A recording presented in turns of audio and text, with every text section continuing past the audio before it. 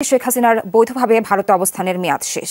পালিয়ে যাওয়া শেখ হাসিনা ভারতে আর একদিন অবস্থান করতে পারবেন। তবে ওবায়দুল কাদের এখন দুবাইতে আছেন বলে জানা গেছে।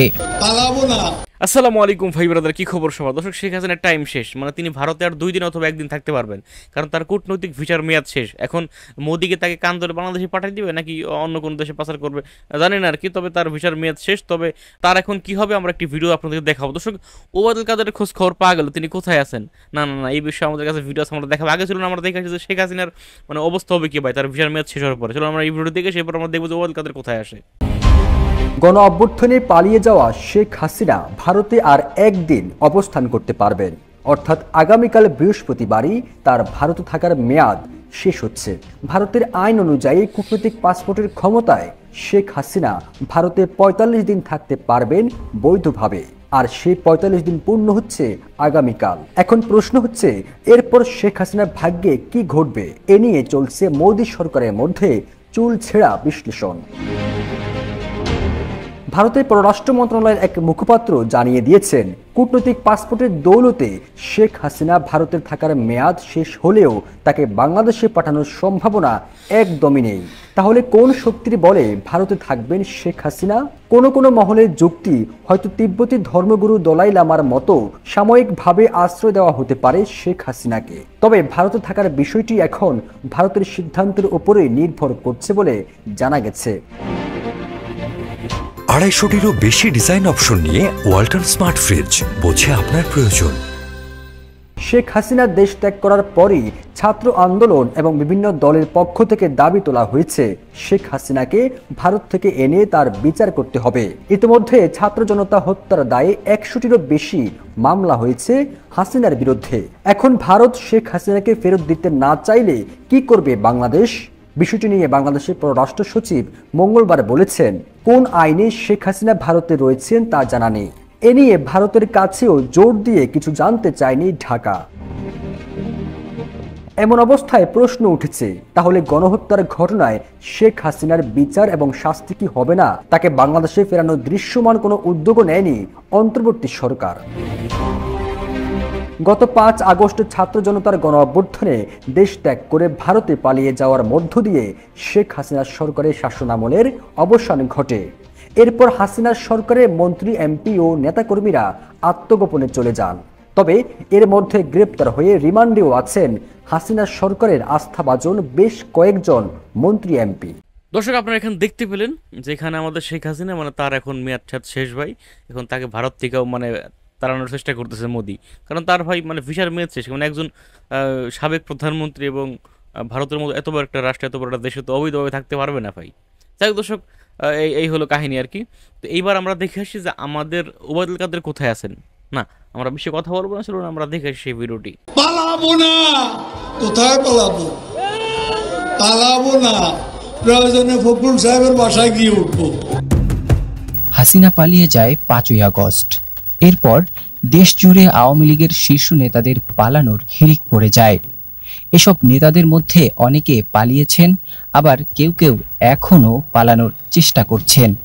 তবে তাদের মধ্যে বেশ কয়েকজন শীর্ষ নেতা পালাতে গিয়ে ধরাও পড়েছেন। সম্প্রতি বিষয়টি নিয়ে দেশের একটি পত্রিকা প্রতিবেদন করে, আর এরপরই ফেসবুক সহ সামাজিক যোগাযোগ মাধ্যমে নেটিজেনদের প্রশ্নের উঠে ঝড়। কিভাবে গণহত্যার সাথে জড়িত এসব নেতারা পালালেন, কারা পালাতে সাহায্য করল, সেটিও উদ্ঘাটনে সরকারের প্রতি আহ্বান জানান। গত সপ্তাহে সাবেক স্বরাষ্ট্রমন্ত্রী আসাদুজ্জামান খান, সাবেক বস্ত্র ও পাট মন্ত্রী জাহাঙ্গীর কবির নানক, আওয়ামী লীগের যুগ্ম সাধারণ সম্পাদক সাবেক সংসদ সদস্য আ.ফ.ম. বাহাউদ্দিন নাসিম সীমান্ত পাড়ি দিয়েছেন। এদের আগে দেশ ত্যাগ করেছেন সাবেক পররাষ্ট্রমন্ত্রী হাসান মাহমুদ, সাবেক স্থানীয় সরকার মন্ত্রী মোহাম্মদ তাজুল ইসলাম, সাবেক শিক্ষামন্ত্রী মুহিবুল হাসান চৌধুরী নওফেল, সাবেক তথ্য প্রতিমন্ত্রী মোহাম্মদ আলী আরাফাত, সাবেক সংসদ সদস্য আলাউদ্দিন আহমেদ নাসিম ও আলোচিত আওয়ামী লীগ নেতা নারায়ণগঞ্জের সংসদ সদস্য শামীম ওসমান সহ অনেকে। আওয়ামী লীগের সাধারণ সম্পাদক ও সাবেক সড়ক পরিবহন ও সেতু মন্ত্রী ওবায়দুল কাদের, যুগ্ম সাধারণ সম্পাদক মাহবুবুল আলম হানিফ, সাবেক মন্ত্রী সম রেজাউল করিম সহ কেন্দ্রীয় আওয়ামী লীগের আরও বেশ কয়েকজন নেতার দেশ ছেড়ে পালানোর গুঞ্জন রয়েছে, তবে তাদের বর্তমান অবস্থান সম্পর্কে নিশ্চিত হওয়া যায়নি। তবে ওবায়দুল কাদের এখন দুবাইতে আছেন বলে জানা গেছে। পালাবো না, প্রয়োজনে ফখরুল সাহেবের বাসায় গিয়ে উঠবো। কি জায়গা দেবেন? না হলে ঠাকুর গায়ের বাড়ি আছে। শেখ হাসিনার নিকটাত্মীয় ও সাবেক সংসদ সদস্যদের মধ্যে শেখ ফজলুল করিম সেলিম, শেখ হেলাল উদ্দিন ও তার ছেলে শেখ তন্ময়, হেলালের ভাই সাবেক সংসদ সদস্য শেখ সালাউদ্দিন জুয়েল এবং আবুল হাসনাত আবদুল্লাহর ছেলে ও বরিশালের সাবেক মেয়র সাদিক আবদুল্লাহ এখনও দেশ ছেড়ে পালানোর সুযোগ পাননি। তবে ডিএসসিসির সাবেক মেয়র শেখ ফজলিনুর তাপস ৩ আগস্ট রাতে পরিবারসহ দেশ ছাড়েন। তাপসের ভাই যুবলীগের চেয়ারম্যান শেখ ফজলে শামস পরশ অবশ্য দেশেই আছেন। সাবেক অর্থমন্ত্রী আ.হ.ম মুস্তফা কামালও আন্দোলনের সময় সপরিবারে সিঙ্গাপুরে চলে যান। সাবেক বিদ্যুৎ প্রতিমন্ত্রী নজরুল হামিদ বিপুর অবস্থান সম্পর্কে এখনো নিশ্চিত করে কিছু জানা যায়নি। এছাড়া যারা পালিয়ে গেছেন বা পালানোর চেষ্টায় আছেন তাদের প্রায় সবাই হত্যাসহ বিভিন্ন মামলার আসামি। এ অবস্থায় প্রশ্ন উঠেছে, সরকার পতনের এতদিন পরেও কিভাবে সব ব্যক্তি দেশ ছেড়ে পালাতে পারছেন। নাজমুল হক রাইয়ান, ২১শে টেলিভিশন।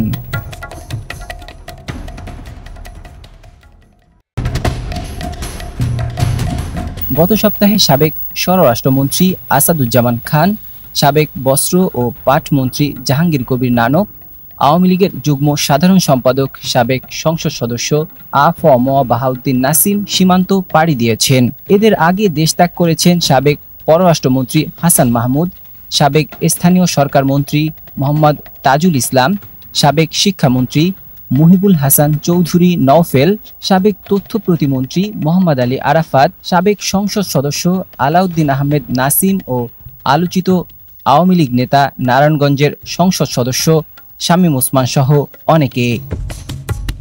আওয়ামী লীগের সাধারণ সম্পাদক ও সাবেক সড়ক পরিবহন ও সেতু মন্ত্রী ওবায়দুল কাদের, যুগ্ম সাধারণ সম্পাদক মাহবুবুল আলম হানিফ, সাবেক মন্ত্রী সম রেজাউল করিম সহ কেন্দ্রীয় আওয়ামী লীগের আরও বেশ কয়েকজন নেতার দেশ ছেড়ে পালানোর গুঞ্জন রয়েছে, তবে তাদের বর্তমান অবস্থান সম্পর্কে নিশ্চিত হওয়া যায়নি।